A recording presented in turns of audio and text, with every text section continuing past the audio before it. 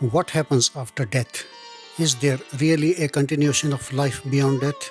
Or does everything simply end? Modern science has tried to probe this mystery through studies on near-death experiences or NDE with patients who were clinically dead for a short period of time. Patients described tunnels of light leaving their bodies, sensations of floating near the ceiling, encounters with beings of light, and watching doctors attempt resuscitation. Every culture, every religion, and every philosophy has tried to answer it. But Bhagavad Gita gives us one of the clearest and deepest insights into life after death, in words that are rational, yet deeply spiritual. In this video, we will explore some shlokas from this timeless dialogue between Shri Krishna and Arjuna that reveal the mystery of life after death.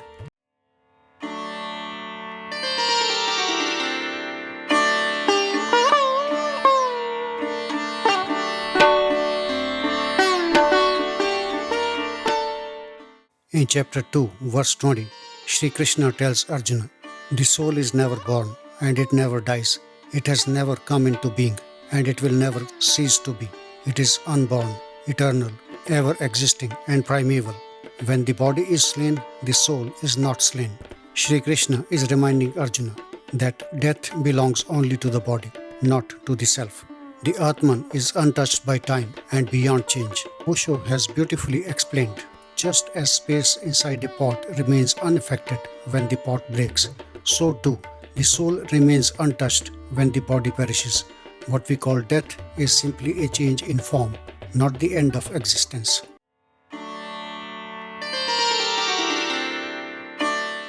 In chapter 2, verse 22, Shri Krishna tells Arjuna, "Just as a man gives up worn out clothes and puts on new ones, so the soul casts off old bodies and takes on new ones." This metaphor makes the mystery simple. Death is not the end, but a change of outer covering. Sri Aurobindo explained that the soul evolves through many forms. Each body is a temporary garment through which the spirit grows. The journey continues until the soul realizes its divine purpose. Thus, mourning death is like mourning a change of clothes. The inner essence always lives on.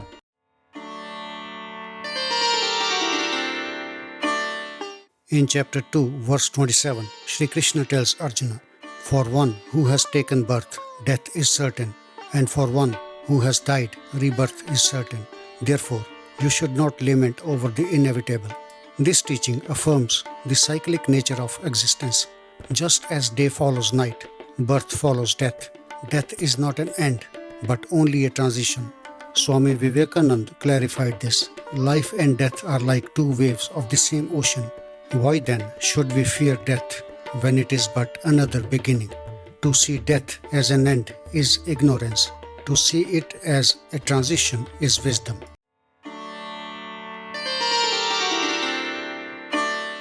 In chapter 15, verse 8, Shri Krishna tells Arjuna, "As the wind carries fragrance from place to place, so the soul carries the mind and senses from one body to another when it leaves the old and enters the new."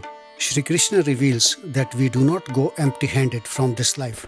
Our desires, our thoughts, our karmic impressions all travel with us. Swami Krishnanand explained this. This subtle body, made of Samskaras and tendencies, accompanies the soul, shaping the conditions of the next birth. Thus, what we cultivate in this life is what we carry into the next. Nothing is ever lost.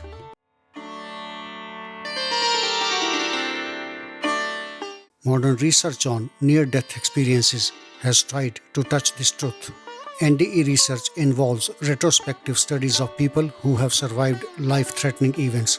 The focus is on common reported experiences and prospective studies observing brain activity during and after cardiac arrest. Researchers use tools like hypnosis to analyze memories and devices to test the idea of conscious awareness after clinical death. People who were clinically dead reported floating above their bodies, seeing relatives who had passed away, or moving through tunnels of light. These glimpses are profound but incomplete.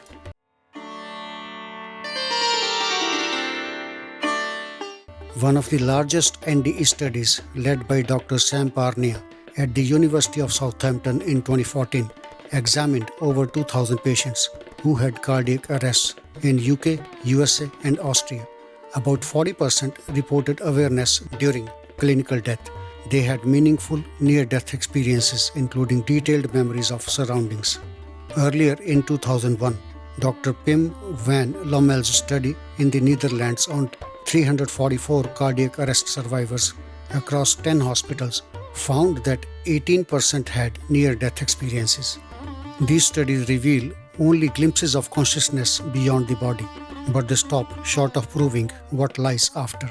Science cannot cross the threshold of death because medical instruments only record heartbeats and brain waves, but not the movement of the inner self.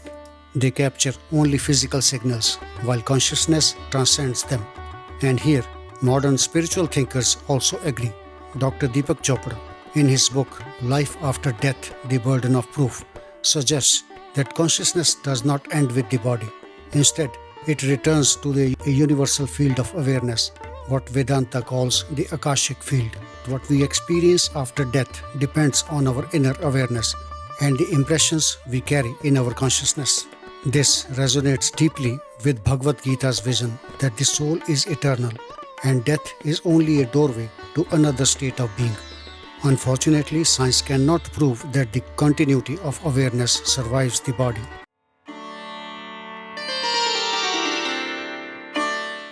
This is where Bhagavad Gita points us inwards to really find out what lies beyond death. The answer is not in laboratory experiments, but in our own awareness. The great masters remind us, turn within and ask, who am I?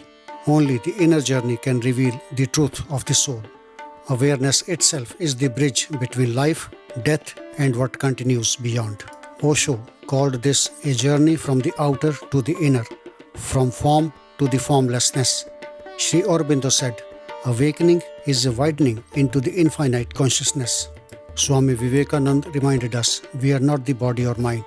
We are the eternal spirit, fearless, timeless, and free. This is Shri Krishna's message in Bhagavad Gita. Death is not the end. Life is a continuity. Consciousness is continuous that never breaks, like an eternal flame carried from one lamp to another.